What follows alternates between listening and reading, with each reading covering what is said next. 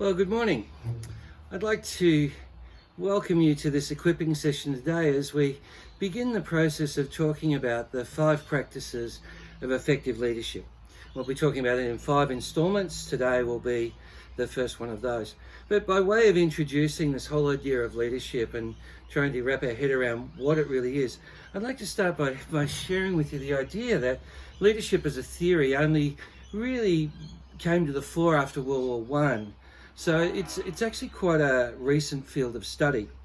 Prior to this, it was kings and emperors and rulers who exercised power over others from a positional or hierarchical authority. It was a very uncompromising "you do as I say." Such was the traditional or transactional nature of dictatorship. But it was after examining the horror of World War I in terms of the loss of life, of those who were ordered over the tops of the trenches, there was a lot of attention given to understand the nature of responsible and healthy leadership and how to move a group of people towards positive and agreed outcomes. You see, leadership is related to influence rather than just the exercising of power at the expense of another, as was the case exemplified in World War I. Leadership is the ability to influence another person or a group of people. But the question remains, influence towards what, or lead them where? Howard Hendricks had this saying that a leader can answer 2 questions. Where am I going? And where are those I'm leading? Where are my men, my women? For the Christian leader, I think the answer is obvious. To lead people to be more like Jesus and onto God's agenda for them in their world. And this has been over the 20th century, the quest of, particularly for the church, to understand the nature of godly leadership. And it's been established over and over again that the most effective leaders are those who, first of all, they lead by example. Secondly, they create a compelling and accessible shared vision. Thirdly, they implement small incremental changes. Fourthly, they empower others. And number 5, they encourage the hearts of the people. Today's session is about something I think we all know quite a bit about here at Maryborough, and that's setting an example that others can follow. One of the most unsavoury things for Australians, I think you would agree, is a hypocritical leader. You know, the sort of leader that says one thing and then does another. And this is what had Prime Minister Scott Morrison in strife during the recent 2019-2020 bushfire crisis. Sure, there's nothing wrong with anyone taking a well-earned break with their family after a hectic, intense election and settling in season. I think we would all affirm the need for downtime and self-care. Let's face it, it's actually not that Mr. Morrison could have done anything much at all about what was going on anyway. But heading to Hawaii on a family holiday at that particular time was probably not the smartest thing he could have done. It failed the pub test for the majority of Australians, and didn't they let him know about it? It was a huge learning curve for our newly elected PM because he's been conspicuously present during this COVID-19 pandemic. It's a complete turnaround. But the fact is, hypocrisy fosters resentment, suspicion, mistrust and doubt. When you say one thing and do another, people will ask, well, if he doesn't do it, why should I? To be a truly effective leader, we have to lead by example. And Christian leadership only succeeds when it shows others how to extend and push towards God's purposes. Our church people should look at us and think, well, if she can do it, so can I. True leaders don't whip their people into shape from the back of the pack. That's a dictatorship. They lead the way while carrying their share of the weight. So I've got 9 enablers to reflect on to assist us in considering our leading by example. And the first one of those is that we can, let's not shrink back from getting our hands dirty. When we sit back and dictate to others what we want to have done without being willing to do it ourselves, we set ourselves up to be questioned. If a leader is willing to get up to their elbows in something that's not their job, It inspires the followership of others. The second idea is to take responsibility. Nothing worse when you hear a leader saying, oh yeah, I didn't do it, it's not my fault, it's him over there or her over there. The best leaders in the world strategically pass credit on to their constituents for outcomes, and they take responsibility for their constituents for failures. When you blame others for a failure, they become defensive and wary, particularly shaming others in a public meeting. It's not a good leadership practice. If we've got something to say to one another, we say it in private rather than in public. Effective leaders accept personal responsibility for failures and pass credit onto their team when it is given. And that builds trust and credibility, contains anxiety, and models humility and graciousness.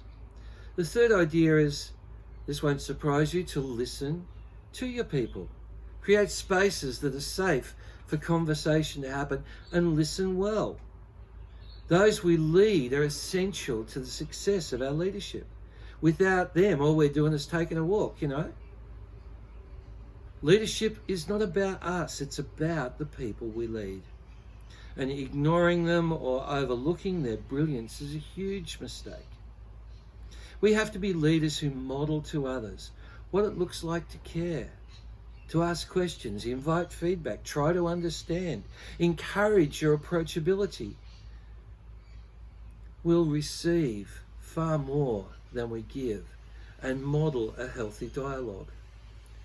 Point 4 is to acknowledge, and may I even say to celebrate failure. Let's stop and think about this for a moment. Celebrate failure? Well, it took 40 attempts to develop WD-40 in the quest of finding the perfect water displacement lubricant. In many textbooks, Thomas A. Edison is solely credited with inventing the modern incandescent light bulb after 10,000 attempts. He learned 9,999 ways how not to do it. But if our leadership model says failure is not an option, we set ourselves up not only for more failure, but we grow a culture of disappointment and fear. Failure is a vital process of invention, innovation, and risk-taking. If we want to be a truly extraordinary team, then we need to celebrate failure and even encourage it in a supported and experimental environment. I've been part of a team where risk-taking and failure was promoted, but any hint of undesired results had people ducking and weaving in all sorts of directions. A leader's primary function is to create safe places for people to open up meaningful and reflective dialogue. In every circumstance that doesn't produce a desired outcome, there are always positives to learn from, that we can focus on what went right, not what went wrong. And that's the beginning of point 5, creating solutions. So in the same vein of failure, dwelling on what went wrong, it won't result in creative solutions to complex problems. Harping on about failure will not only discourage people from innovation, it'll cause them to shrink back from having another go.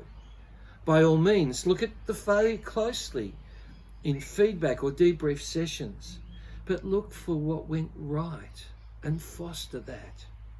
Then as you find solutions from the failure, you can encourage others to do the same. There are some valuable tools that enable creative thinking and solution discovery. There's the appreciative inquiry, there's Edward de Bona's 6 thinking hats, there's the concerns-based adoption matrix. There's a whole bunch of tools that we can lean into and employ in the quest of creating solutions. Point 6, and I say this one to myself very loudly, take care of yourself. Won't surprise you. But leadership, which is our ability to influence others, begins with us and me being healthy. Too often leaders expect too much from ourselves and overwork ourselves as we devote ourselves wholly to a project. But balance is the key. And I know this is something I have to work on all the time, to model balance. Taking regular breaks, exercising well, eating well, getting away from the hub and busyness from time to time, regular retreats. And this recent season, now that we're over the hump of it, I'm going to be actually playing some catch up. Encourage those that we lead to live mentally, physically, and spiritually balanced lives. Jesus said, Come to me, you who are weary and heavy laden, and I will give you rest. That's in Matthew 11, 28 to 30. So remember, God's outcomes, which we're on about, and leading people onto God's agenda, they're achieved by His Spirit at work in and through you and those you lead. You see, it's not by might nor by power, but by my Spirit, says the Lord. That's Zechariah 4 and verse 6. So the next idea is to be truthful. Number 7. Honesty really is the best policy. I've been in circumstances and situations where I've heard a leader out and out lie. It's so deflating. Or selectively withholding information, or selectively telling the truth and not bringing out the whole story. And it affects everything and everyone.